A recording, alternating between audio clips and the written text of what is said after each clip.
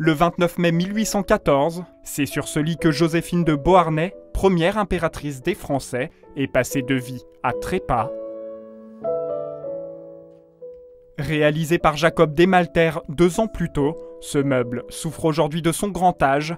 C'est pourquoi Jean-Pierre Galopin, restaurateur et conservateur de mobiliers anciens, vient aujourd'hui faire l'état des lieux des réparations à entreprendre pour rendre à cet objet d'art sa splendeur passée. On le voit ici, vous voyez des petites parties beaucoup plus vertes. Donc on a vraiment un effet de bronze oxydé. On voit bien une petite ligne très oxydée. Et là, c'est une des étapes les plus subtiles, c'est qu'il faut rester dans la patine naturelle. Donc il ne s'agit pas d'enlever justement la marque du temps qui crée toute l'identité de cette œuvre et de la partie bois doré. Au-delà de ces dorures à restaurer, le lit souffre également de lourds problèmes liés à son ossature qui menacent aujourd'hui l'ensemble de la structure du meuble.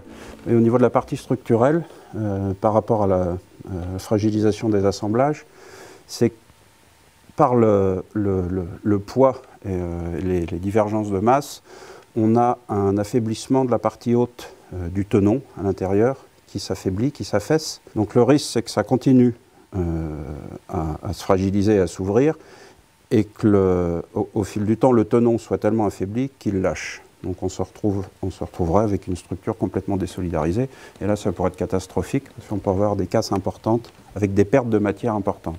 Pour Elisabeth Caude, conservatrice en chef du musée de la Malmaison, il est inimaginable de voir ce lit se détériorer davantage, car ce meuble, et plus généralement l'ensemble de la chambre de l'impératrice, apparaît comme un espace beaucoup plus important qu'une simple relique du passé impérial de la France.